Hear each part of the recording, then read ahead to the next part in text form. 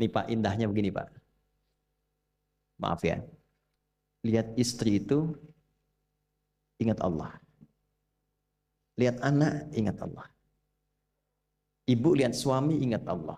Kalau melihatnya begitu, maka substansi berumah tangga itu nikmat rasanya, dan tanggung jawab itu melekat pada diri kita untuk terjaga dalam kebaikan. Ya. Saya nitipkan handphone saya ke antum, dan antum tahu itu punya saya. Ya, dan Anda mencintai saya misalnya, ta'zim di situ. Mungkin nggak handphone itu ditempatkan di tempat yang tidak baik? Mungkin nggak Anda taruh di lantai begitu saja? Demi Allah saya katakan, mungkin Anda akan mencari tempat terbaik, disimpan di situ, dirapi-rapikan, dilap-lap, karena Anda merasa itu punya saya yang dititipkan pada Anda. Manusia saja bisa Anda perlakukan demikian. Bagaimana ketika Anda melihat anak itu amanah Allah, yang Anda sebagai orang tuanya akan ditanya di kemudian hari. Maka kalau mau bersikap yang nggak enak itu, nggak bisa Pak kita lakukan. Mau bentak tuh nggak bisa. Mau marah tuh ditahan-tahan. Ya. Dan itu dijaga. Lihat istri sebagai amanah Allah itu beda caranya dengan hanya melihat kemanusiaannya saja. Istri melihat suami sebagai amanah Allah akan lain. Ya. Makanya akan selalu sempat dan optimal merawat istri sendiri dibandingkan lihat-lihat istri orang. Begitu sebaliknya. Ibu pun tidak harus berharap, kenapa ya suami saya nggak seperti Ustadz? Harapan yang sia-sia. Sudah ada turunan hikmahnya. Nah itu ada latihannya. Latihannya apa? Alladzina yadhkurunallah, zikir. Jadi kalau zikir itu sudah kuat dalam diri kita, ya sudah menghadirkan esensi zikir dalam diri kita, yang dilihat semuanya itu semua anugerah Allah Subhanahu wa taala. Jadi saat dia gembira itu dia bersyukur, dan saat dia sedang mengalami duka dia bersabar. Semua sama sebagai ibadah. Ajaban li amril mu'min. Kalau sudah seperti itu, kata Nabi, perkara hidupnya mengagumkan, gak ada keluhan. Itu latihannya zikir. Nah, zikir ini di Quran diturunkan dalam bentuk yang pokok berupa amalan ritual. Karena itulah semua bentuk amalan ritual disebut dengan zikir. Jadi kalau kita ingin hadirkan sifat tadi, maka cara pertama tingkatkan ibadah ritual. Salat. Apalagi? Al-Quran. Saya ambil dua dulu lah, supaya nggak banyak-banyak dulu. Yang pokok salat yang kita lakukan tiap hari. Tinggal kuantitas dan kualitas kita tingkatkan. Maaf, lihat sini baik-baik. Salat itu di Al-Quran disebut dengan zikir. Dalilnya Quran surah ke-20 ayat ke-14. Dan langsung disarikan dengan fungsi ibadah sebagai fungsi hidup kita. Sudah? Perhatikan baik-baik. Innani anallah la ilaha illa ana fa'budni wa aqimis salata lidzikri. Itu dalilnya. Sayalah Allah, kata Allah. La ilaha illa ana, tidak ada Tuhan yang layak dipertuhankan dan layak disembah kecuali saya, Allah. Allah. Bagaimana kenal Allah sebagai Tuhan? Ya, yang layak disembah, yang harus dipertuhankan, kenalnya bagaimana? Mendekatnya bagaimana? Fa'budni, sembah saya supaya kamu kenal saya, dekat dengan saya, tahu saya. Bagaimana caranya? Wa aqimis shalah, tunaikan salat. Jadi kalau pengen dekat dengan Allah, terkoneksi kepada Allah, tersambung, punya sifat tawakal yang kuat, nih tingkatkan salatnya, tambah. Makanya tiap hari kita sholat 5 waktu itu untuk membangun konektivitas dengan Allah. Sebab kalau sudah dekat, aksesnya pun terbuka semua.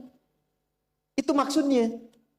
Anda dekat dengan pimpinan, akses di perusahaannya kan mudah untuk diakses. Ya kan? Kita punya kenalan yang kuat, yang punya sesuatu, aksesnya mudah dibuka. Kita kenal Allah dan dekat dengan Allah, apa yang sulit bagi Allah. Dan ini kita yakin. Nah sekarang Allah kasih jalan. Coba lihat orang-orang dulu, ya. Mereka ketika akan melatih dirinya untuk tersambung kepada Allah, sholat semua, termasuk para nabi, rasul. Tapi dahsyatnya, ketika ada apapun dalam kehidupannya yang sulit Allah mudahkan, minta langsung dikabulkan. Dan sangat luar biasanya, seringkali terjadi mintanya lewat sholat. Nabi Zakaria itu kan dihukumi istrinya oleh medis itu menopause dan mandul. Maaf, nggak mungkin punya keturunan. Kapan mintanya? Dalam sholat. Mohon sama Allah. Dan itu dikabulkan. Dan diabadikan di Quran dengan surah yang sama, Ali Imran ayat 38 sampai 39. Hunalika da'a Zakaria rabbah qala rabbi habli min ladunka dzurriyyatan thayyibah innaka sami'ud du'a. Ya Allah, mereka mengatakan aku nggak mungkin punya keturunan. Mereka mengatakan istriku punya keterbatasan. Maka aku memohon kepadamu yang tidak punya batas dalam pemberian. Engkau yang maha mendengar. Kalau kepada yang maha mendengar doa saya tidak dikabulkan, mohon tunjukkan kepadaku lewat sholat ini ya Allah, dengan cara apa lagi dan kepada siapa aku mesti memohon. Itu nggak nunggu lama, permohonan selesai turun jawaban ayat 39-nya. Fanadathul malaikatu wa huwa qa'imun yusalli fil mihrab. Turun malaikat mengabarkan engkau dapat kabar gembira akan punya anak, langsung namanya dikasih Allah Yahya. Annallaha yubasyiruka bi Yahya. Artinya hidup yang mustahil menurut manusia, lahir dari rahim seorang perempuan, maaf, yang divonis monopause dan mandul bayi yang hidup, kata Allah nggak ada yang mustahil, lahir dan terjadi itu. Yahya, John, lahirlah. Kapan terjadinya? Saat sholat. Karena itu saat dipanggil sholat, itu isinya tuh kan doa semua. Silakan ngecek, isinya doa semua. Dari mulai takbir, sujud sampai salam, isinya doa semua. Dan itu konektivitas kita dengan Allah, minta. Kapan itu bisa terkabul dengan cepat doanya? Kapan selesai urusan kita? Kalau koneksinya bagus. Makanya disebutnya zikir, yang terhubung, yang nyambung. Semakin kenal, semakin dekat, semakin mudah. Kadang belum minta, sudah diberi. Ada yang orang belum berucap, Allah sudah berikan. Sehingga ketika menghadapi masalah yang sama, ringan. Bukan gak punya masalah. Akan dihadapi, diringankan oleh Allah. Masalah yang sama, ini sampai ribut, adu argumentasi. Orang ini cuma senyum selesai. Betapa banyak masalah kecil diargumentasikan jadi besar. Akhirnya problem. Tapi tidak sedikit masalah besar dihempaskan di atas sajadah. Ketika koneksinya dengan Allah itu kuat, tiba-tiba hilang seketika. Selesai. Makanya Nabi Yakub kalau punya masalah, yang beliau lakukan apa? Dia bentangkan sajadahnya, dia sholat, dia mohon kepada Allah. Itu dilestarikan di Quran surah ke-12 Yusuf ayat ke-86. Aku tuh kalau sedang punya masalah apapun, ya aku bangun konektivitas dengan Allah. Innama ashku bathi wa huzni ilallah. Saya curhatnya cuma sama Allah. Ini Pak, ini bagian pertama. Nah, jadi kalau ingin semakin kuat, sampai ada masalah diringankan, mau kerja dibukakan pintunya, itu ada jenisnya. Yang pokok ada 5 waktu, 17 rakaat. Yang detil itu ada pada sunnahnya. Dan itu hebatnya dalam Islam. Dijelaskan caranya, disebutkan tujuannya, dan diterangkan hikmahnya. Contoh. Kita sekarang jam berapa? Jam 9.20. Di waktu saat ini ada waktu sholat disebut dengan sholat duha. Duha itu dibagi 3. Ada awal duha, penguat zikir, pengganti seluruh bagian zikir di tubuh kita, yang disebut dengan syuruk. Itu kurang lebih jaraknya 1 jam setelah subuh. Jadi kalau tadi 4.45, ya 5.45 menjelang jam 6 itu masuk syuruk. Setelah itu masuk ke jam 8 sampai ke kurang jam 10 itu pertengahan duha. Pertengahan duha. Apa fungsinya? Di antaranya mempermudah rizki. Di antaranya. Bilangannya berapa? 2 sampai 4 rakaat bisa dikerjakan. Ya, dan harapannya apa? Bukan pada rizkinya. Ya, jadi jangan sampai motifnya cuma sekedar keduniawi, kurang tepat. Kenalkan kepada Allah, nanti biarkan janji yang disampaikan oleh lisan Rasulullah itu terjadi. Ya, jangan pada rizkinya, ini terbatas, cuma sampai situ. Tapi kalau kita minta sama Allah, dikasih jalannya itu dari sisi yang tidak kita duga. Anda berhitung, Allah kasih hitungan. Anda tak berhitung, Allah kasih apa yang tidak pernah Anda hitung sebelumnya. Itu poinnya. Maka lakukan sholat dekati, itu yang disebut sholat duha. 2 rakaat, tambah lagi 2, untuk kenal Allah. Kalau sudah merasakan dekat, sudah nyaman, sudah enak, muncullah kemudian kesan dalam hati. Terserah Allah mau kasih berapa. Yang penting sudah enak, sudah damai. Di titik itulah kemudian Allah limpahkan dari apa yang nggak pernah kita duga sebelumnya. Tiba-tiba keluar, kok ada telepon, dapat proyek, dapat macam-macam. Tapi tujuan sholatnya bukan untuk proyeknya. Buat kenal Allah, ulul albab ini. Kalau cuma pengen lancar, baru serabutnya. Kalau cuma pengen lulus proyek, itu baru daging luarnya. Ulul albab itu kenal Allahnya, sehingga dia tahu akses intinya tuh itu. Itu poinnya. Dan gak mahal. Emang kalau sholat duha di Anur bayar Pak? pakai biaya. Baiknya luar biasa. Sudah? Satu. Kalau mau lagi misalnya, ini yang paling dahsyat nih. Dibimbing kita sampai ke posisi terbaik di apapun itu. Jadi ayah terbaik, ibu terbaik. Ya, jadi karyawan strategis, di militer terbaik. Terbaik tuh gini, di tempat terbaik yang memuliakan tuh makom namanya. Makanya kuburan sering disebut makam kan? Ya kan? Maksudnya apa? Maksudnya Anda selama hidup berkaryalah yang baik, ibadah yang benar, sehingga Anda wafat pun terhormat. Ya, kata makom itu pertama kali di Al-Baqarah ayat 125, makom Ibrahim. Ya. Ketika Allah sampaikan dalam Al-Qur'an, didapatkan di situ makom Ibrahim, wa idz ja'alna al-baita mathabatan lin-nasi wa amna wattakhidhu min maqami Ibrahim. Makanya kalau kita tawaf, itu dari mulai Hajar Aswad kan sampingnya dekat sekitar 5 meter ada makom Ibrahim kan? Itu tapak kaki pertama beliau meninggikan pondasi Ka'bah dan di situ diabadikan kemuliaannya sampai beliau wafat. Dikenal sampai sekarang. Ya, setelah sekian abad. Jadi kalau kita ingin terhormat dan masih dikenang sampai kapanpun, itu makom namanya. Tapi ada cara yang lebih hebat. Anda di posisi itu, lawan pun mengakui memang Anda yang pantas ada di situ. Itu namanya makom mahmuda. Makom mahmuda. Siapa yang bikin urutan 100 tokoh paling berpengaruh di dunia? Siapa? Saya tanya, yang nulis siapa namanya? 100.000? 200.000? Dia mencari langsung di Google tuh. Lambat mas, waktu habis. Michael Chart. Dia yang nulis, maaf ya. Urutan pertamanya siapa? Muhammad SAW. Yang nulis itu muslim atau bukan? Kok bisa tergerak hatinya untuk menempatkan seorang nabi muslim di tempat pertama? Saya tanya begini, kenal Abu Jahal nggak? Ya Allah, makin siang nih nggak fokus nih. Saya kira cuma di Bengkali saja yang kenal Abu Jahal, sini kenal juga. Baik, Abu Jahal itu, apakah orang ini tidak kenal Nabi? Orang ini tahu, kalau saya sebut orang ini berarti kurang bagus ya. Kalau saya sebut beliau berarti baik ya. Abu Bakar saya sebut beliau, Abu Jahal orang ini. Maksudnya Abu Jahal. Apakah orang ini tidak tahu kalau Nabi itu mulia? Nabi unggul. Nabi hebat kan? Jadi mengakui sebetulnya Nabi unggul. Dan gulat dengan Nabi itu dalam olahraga kalah. Dia tahu Nabi itu kuat. Ya. Di dalam cinta juga tahu Nabi paling unggul. Abu Jahal melamar Sayyidah Khadijah ditolak, Nabi nggak lamar, Sayyidah Khadijah minta dilamarin. Ya. Dari sejak itulah dia nggak mau tahu semua yang dari Nabi, pokoknya semua harus jelek. Walaupun dia tahu itu baik.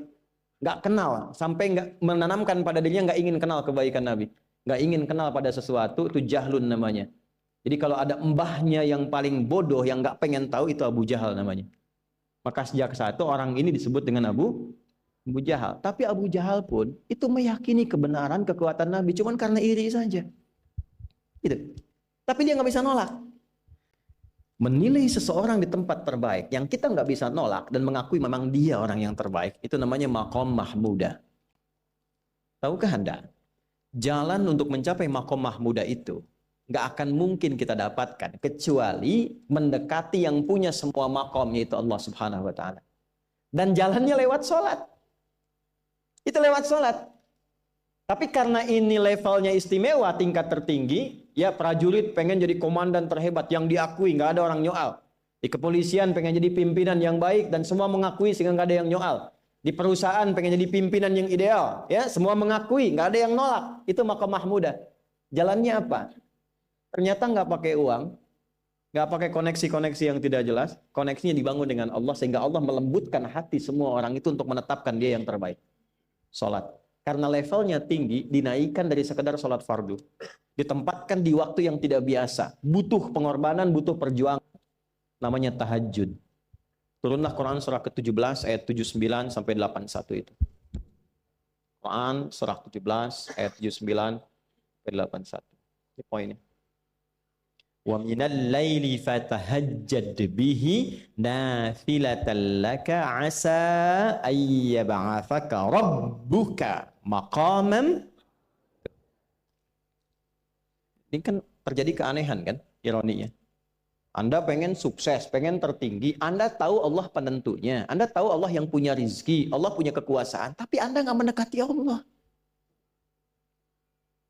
Terus yang dipakai cara-cara salah, kenapa harus korupsi? Kenapa harus nyogok? Kalau SK-nya nggak Allah tetapkan, nggak akan turun juga. Dan sudah hukum, kalau ayah berbuat maksiat, itu anak istri pasti kena. Itu udah hukum. Makanya saya mohon deh, ya para ayah itu kalau mencari nafkah, cari yang benar. Kasihan anak Anda yang di SD. Harus berhenti sekolah. Maaf, bukan anak Anda, maksud saya anak orang lah. Kenapa harus korupsi? Maka ketika ada tawaran sogokan yang nggak bagus, tuh yang dibayangkan tuh itu bukan cuma proyek jalan dapat uang banyak, tuh anak-anak tuh bahaya. Ke sekolah disebut anak koruptor, sedih. Istri nggak sanggup keluar belanja. Tuh pikirkan, itu sudah hukum. Sudah hukum. Anak juga begitu. Kalau mau berperilaku, ingat orang tua. Sebab ketika tidak baik, orang tua pasti kena. Anak di sekolah berantem, yang dipanggil siapa? Tuanya. Itu selalu terikat. Di rumah tangga itu selalu begitu. Karena nafas itu terikat. Semua saling mengikat. Babnya itu jelas. Nah, balik ke sini. Kalau ingin tingkat yang tertinggi, dekati pemiliknya Allah. Ini. Makanya tuh harus punya itu. Itu ringan kalau sudah punya itu tuh Allah. Saya punya Allah. Kita mau apa? Takut hidup. Nabi ditodong pakai pedang. Siapa yang menyelamatkan Muhammad sekarang? Ringan Nabi jawab, Allah. Jatuh pedang. Dibalik, kamu siapa yang menyelamatkan kamu? Bingung. Dan punya Allah itu luar biasa. Nah, ini yang harus tanamkan pada jiwa. Punya Allah sebagai Tuhan. Kalau sudah dekat, kenal, baik dengan itu, akses mudah semua. Dan yang paling indah itu apa? Menerima apa yang Allah tetapkan. Hari ini nggak dapat, alhamdulillah. Saya masih dikasih jalan. Alhamdulillah, besok belum dapat. Ada akumulasi, paham. Paham. Nah, itu nggak mungkin bisa dapat rasa itu. Salah satunya, ikhtiarnya apa? Nih, tahajud. Dan hebatnya kenapa sholatnya disebut tahajud? Tidak disebut sholat hajat. Ada hajat, ada tahajud, beda. Hajatun, hajada, hajadun, ada tahajjada ya tahajud, tahajud. Beda. Tahajud, di situ aja. Ini sengaja nggak saya hapus nih. Mana staf saya? Oh. Foto nih ya. Saya hafal insya Allah. Tahajud. Asalnya dari kata hajada. Begini. Ha, jim, dal. Ditambah ta di depannya. Lalu ada tasydid sebelum akhirnya. Nih. Ini akarnya 3 huruf. Ha, jim, dal. Hajada itu asalnya bangun dari tidur malam. Tidur dulu, lalu bangun setelah itu. Itu hajada. Pelan-pelan. Paham sampai sini? Kita teruskan. Kalau kita ingin berusaha untuk bangun, mengoptimalkan diri untuk bangun, maka tambahkan tak di depannya. Berusaha untuk mendapatkan atau mencapai sesuatu. Kalau yang kita akan lakukan itu tidak mudah, nggak gampang bangunnya, sehingga butuh rencana, butuh persiapan, ya kan? Maka tambahkan tasydid sebelum huruf akhirnya. Dari kata syiddah, apa yang mau dikerjakan ini nggak mudah. Memang pengen bangun itu jam 3. Tapi kan nggak tiba-tiba ujuk-ujuk bangun jam 3, belum tentu. Ya kan? Kita harus rencanakan dulu supaya bisa bangun, saat bangun itu siap, bukan cuma bangun. Bangun jam 3, salatnya 4:30, ya kan jauh. Maka untuk bangun jam 3 itu butuh persiapan, nih syiddah. Maka rencanakan, pasang alarm 3 kali. Misal yang ikhtiarnya jam 2, jam 2.15, jam 2.30. Alarm jam 2 untuk mematikan alarm yang kedua. Gitu kan? Yakin saya, Anda kalau pasang alarm malam tuh nggak 1, yakin? Bangun, ceklek, mati. Minimal ingat akan ada alarm berikutnya kan? Itu watak. Allah itu sudah tahu modus-modus kita itu. Karena alim maha mengetahui. Detailnya kan kita lakukan kan Allah sudah tahu. Alarm yang kedua, membangun kesadaran paripurna. Peringatan kedua. Kalau pengen bangun, enggak tertidur. Maka ketika sampai pada alarm ketiga, sudah sadar kita. Oh. Bapak, Bu, alhamdulillah. Lebih baik telat daripada enggak sama sekali. Bangun. Nah, ini. Kalau kita tarik ke implementasi hidup, pengen level tertinggi itu butuh perjuangan. Latihan dulu, kan? Menguras fisik, energi, tenaga, biaya, hasilnya indah. Tapi ada jalan cepat untuk mendapatkan itu. Nih aksesnya bangun kepada Allah. Gitu. Kalau kita tingkatkan ini, itu luar biasa. Jadi itu. Jadi. Nah, kalau ini terus ditingkatkan, terus tingkatkan, nanti membangun value yang terasa. Ada nilai-nilai yang terasakan, kita merasa lebih dekat dengan Allah. Yang biasanya tadi dipanggil azan baru ingat sekarang, baru selesai subuh udah ingat isya. Nanti isya bagaimana, gitu kan urutkan. Tapi tetap zuhur juga, zuhur, asar, maghrib, isya. Waktunya kenal jam berapa. Bahkan dipetakan, saya nanti akan ke sini, masjid yang terdekat di situ. Jadi lihat peta itu, ya lihat peta jalan, saya nggak sebut nama supaya nggak endorse. Itu lihat peta jalan. Itu dia petakan, saya akan sampai di situ jam berapa, durasinya berapa, masjidnya di mana. Kalau tertinggal di situ, di sini saya sholat Jumatnya. Sampai ke situ. Nah, value yang membuat kita semakin meningkat dekat dengan Allah, itu takwa namanya.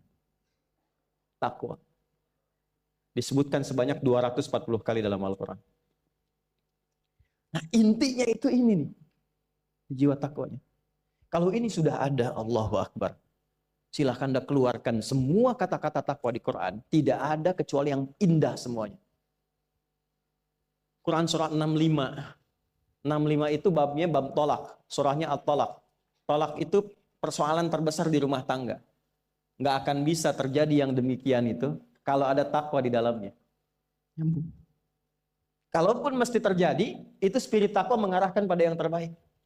Makanya di ayat kedua di ujungnya, sampai ke ayat 3, apa yang terjadi? Di rumah tangga itu kan cuma 2 babnya.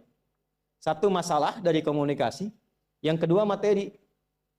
Perhatikan, wa may yattaqillaha yaj'al lahu makhraja wa yarzuqhu min haitsu la. Siapapun yang mampu meningkatkan takwanya kepada Allah, pakai man tuh setiap personnya. Suami, istri, ayah, ibu, anak, satu keluarga mencoba meningkatkan takwa. Dia tahajud, bangun semua ingatkan. Bangun semua tahajud, salat duha, yuk ingatkan dimanapun. Alhamdulillah. Apa yang terjadi ketika dilakukan? Apa jawab Allah? Yaj'al lahu makhraja. Enggak pakai alif lam, makhraja. Masalah apapun yang engkau alami. Suami berangkat ada masalah. Ada masalah umum yang semua orang mengalami itu. Tapi yang ini enggak. Kena macet, ada macet, dia mau berangkat, tiba-tiba diarahkan, jangan lewat situ Pak, macet, Bapak kesini aja. Ya. Pak ikut kami saja Pak, tiba-tiba patwal datang, ayo ikut. Ya, itu bisa terjadi. Wa yarzuqhu min haitsu la yahtasib, bahkan rezekinya pun itu datang dari sisi yang enggak diduga. Enggak nyangka ya, emang enggak sangka datangnya. Ya, habis sholat, tiba-tiba telepon masuk, belum selesai proyek ini ada permintaan itu. Beda istidraj dengan takwa itu lain. Kalau istidraj itu bertambah tapi lupa Allah. Hati-hati. Proyek nambah, sholat lupa. Hati-hati. Hati-hati ya. Pekerjaan menambah, omset nambah, tapi nggak pernah bisa ngaji. Nggak pernah mampu sholat. Hati-hati itu. Dan paling bahaya kalau itu nambah terus sehingga membuat lupa semua ibadah. Itu istidraj namanya. Istidraj. Ancamannya akhirat tuh, hati-hati. Segera ingat, segera ingat. Tapi kalau semakin nambah, semakin ingat Allah, itu anugerah. Karena Allah telah menilai hamba ini paham menjalani kehidupan, sehingga dia ngerti. Makanya Utsman, Abdurrahman bin Auf, setelah masuk Islam, hartanya makin nambah. Karena kenapa? Karena telah dinilai layak mengelola harta, paham cara mengelolanya. Dapat segini, alokasikan ke sini. Dapat segini, alokasikan ke sini. Pak, di mana logikanya? Ada 600 truk hasil usaha. Bapak punya 600 perusahaan. Satu perusahaannya itu bergerak di bidang misalnya logam mulia. Ya, ada emas, ada berlian, ada macam-macam dan sebagainya. Satu kali Anda berhasil mendapatkan kurang lebih 600 truk logam mulia di dalamnya. Mau datang kemudian ke tempat Anda di jalan. Tiba apa yang terjadi? Ada komen tetangga kepada Anda. Misal, komennya nggak langsung, cuma ke teman tetangga Anda dengar. Waduh, Pak Asep hisabnya luar biasa kayaknya ya. Hisabnya, bukan berliannya. Hisabnya luar biasa, terus nyampe di telinga Anda. Kira-kira ketika mendengar itu respon Anda apa? 100.000? Bingung kan? Bingung. Lihat Abdurrahman bin Auf, jazakallahu khair. Datang 600 kafilah pakai unta. Isinya semua emas, berlian, perak, macam-macam. Heboh Madinah, bum bum bum bum bum bum bum. Tiba-tiba Sayyidah Aisyah komen radhiyallahu taala anha. Beliau kan yang terdekat dengan Nabi, satu istri Nabi SAW. Jadi kalau sudah ring satu Nabi, ada yang komen, kita tuh cuma 3 sikapnya. Like, share, and subscribe. Gak usah ikut komen lagi. Sukai, share, subscribe. Ikuti jalannya. Apa komennya? Secara singkat, kama qalat. Aku pernah mendengar Nabi SAW mengatakan, Abdurrahman bin Auf itu agak lambat hisabnya. Ya selamat-lambatnya cepat juga dibanding kita kan. Ya? Maksudnya apa? Ingin menggambarkan betapa banyak kekayaannya. Scan, checklist, semua. Ketika mendengar komen itu, apa kata Abdurrahman bin Auf? Saya jadikan semua yang baru datang itu saya sedekahkan semua untuk orang Madinah. Supaya mempercepat hisabnya itu. Saya sedekahkan semua. Bisa nggak begitu?